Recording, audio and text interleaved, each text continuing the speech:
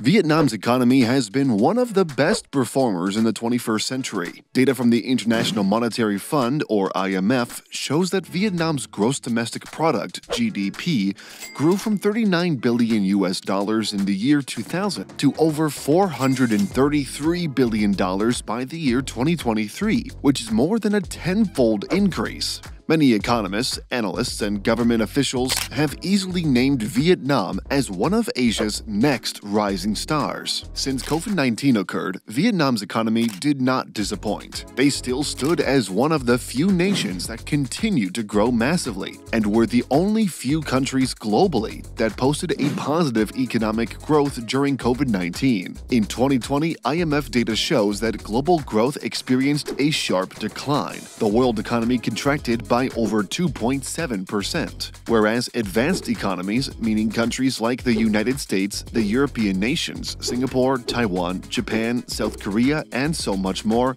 have seen an economic decline of over 3.9%. Vietnam, however, grew. The economy posted an economic growth rate of about 2.9%. Yes, it was small, but in the face of a global health crisis and the fact that nearly every single nation was in a deep recession, Vietnam still grew. How did they do this? Well, one can imply that it might be because of good governance. The country had contained COVID-19 well in 2020. The World Bank said that this was a testament to the exceptional resilience of its export and domestic sectors. Exports are the goods that Vietnam sells to other countries, whereas domestic sectors are the industries that cater to the internal needs of the country. At the sectoral level, agriculture grew at a rate of 2.7%, whereas industries and services grew at 4 and 2.3% respectively. On the government side, they implement measures to bolster the economy. This included tax deferrals for businesses, financial support for households, and individuals impacted by the pandemic. A 40% year-over-year increase in public investment disbursement was done to simulate aggregate demand. What this public investment essentially means is that the government increased its spending on infrastructure projects such as roads, bridges,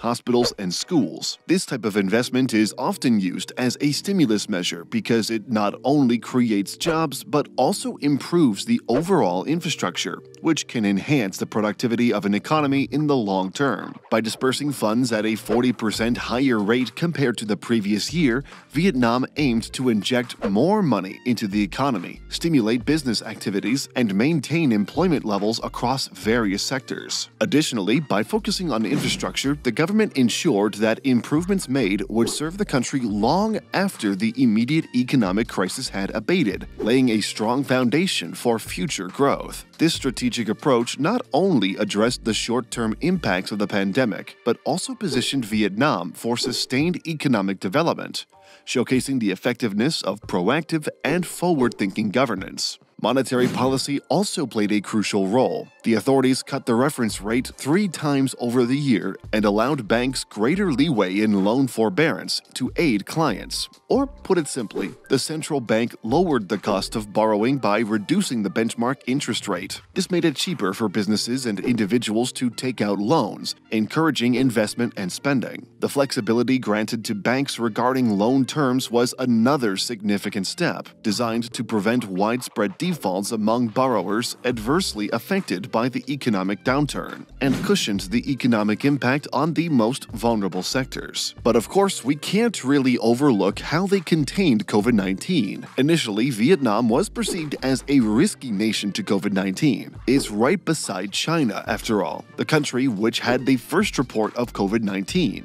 Furthermore, it even has close trade relations with China. Goods are going in and out of the two nations. Then we can't also overlook the fact that Vietnam has a dense urban population, as well as an under-resourced healthcare system. Vietnam should have faced one of the worst outbreaks, yet it didn't. Data published in January of 2021 saw that Vietnam had only 1,500 infections, whereas others had astronomical amounts. The IMF said that this was because of Vietnam's proactive and experienced approach, shaped by past outbreaks like SARS in 2003. They They prioritize health over economic considerations from the start. And furthermore, when China reported usual pneumonia cases on December 31, 2019, by January, Vietnam had already completed a health risk assessment, issued prevention guidelines, and formulated a national response plan, including the establishment of a National Steering Committee for Epidemic Prevention. This committee played a pivotal role in coordinating government responses at various levels. This approach helped Vietnam's economy stay afloat during a world health crisis. A year later, Vietnam's economy continued to post growth. The IMF shows that they had a GDP growth rate of about 2.6%. Indeed, it wasn't a bright year for the Southeast Asian nation. Vietnam's economy was overtaken by the entire world. The world average of growth was over 6.5%. The Vietnam government was also targeting a growth of 6.5%, but its 2.6% was far off from its target. What happened? Well, that might be because the Vietnamese government became complacent. Unlike their initial health response, in 2021, they faced a resurgence of COVID-19. The General Statistics Office, or GSO, of Vietnam said that COVID-19 had a negative impact on the economy in the first 9 months of 2021. Vietnam saw economic activities in over 20 cities plummet due to prolonged and strict containment measures to combat the epidemic. Many businesses and enterprises had seen substantial operational costs, labor shortages, and raw material supply interruptions. They had to either declare bankruptcy or scale down significantly. The good part about Vietnam is that while their economy did not reach its target, they still performed well in other metrics. For instance, foreign direct investment inflow reached over $22.1 billion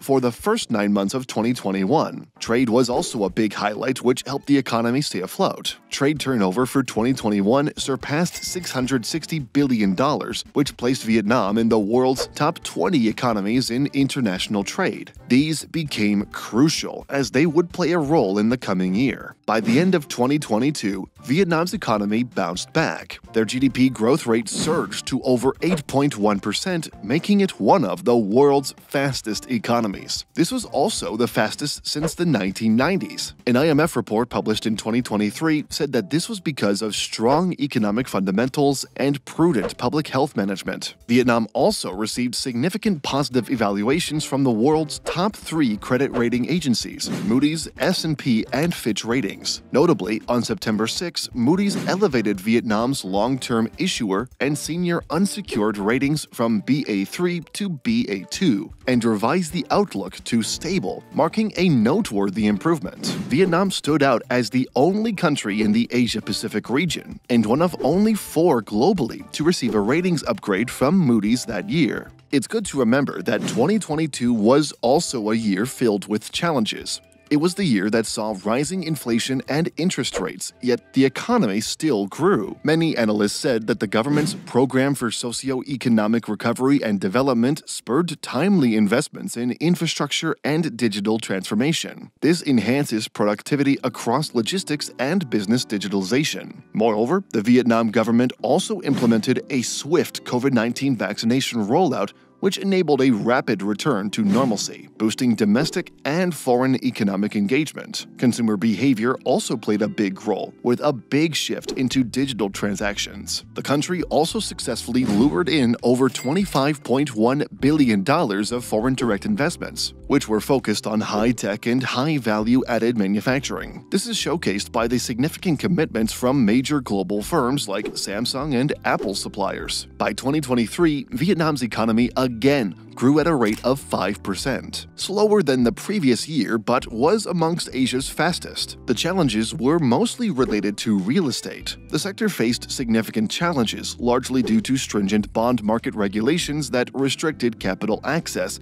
causing several domestic firms to halt projects. This led to a decline in consumer confidence. Although these regulations were eventually suspended, the damage lingered, slowing the sector's recovery. Moreover, manufacturing also faced faced a notable decline. Companies like Garmex Saigon Corporation drastically reduced its workforce from 4,000 to just 37 employees over 3 years. Overall exports decreased by 5.8%, but fortunately, foreign invested enterprises still managed a $43.49 billion trade surplus, demonstrating resilience amidst adversity. Foreign direct investments continue to play a big role in the economy. For the 11 months of 2023, FDI reached a new high of $28.85 billion, driven by substantial investments across various sectors, including a $1.5 billion injection from Japan's Sumitomo into VP Bank. For 2024, the World Bank is predicting a growth of 5.5%. The IMF said that it could potentially reach $469.7 billion in GDP. In 2023, Vietnam led the digital expansion across Southeast Asia, experiencing a remarkable 19% increase in its digital economy, reaching a value of $30 billion.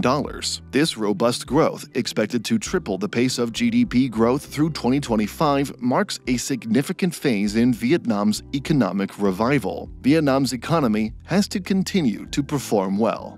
But anyway, do let us know what you think. Thanks for watching.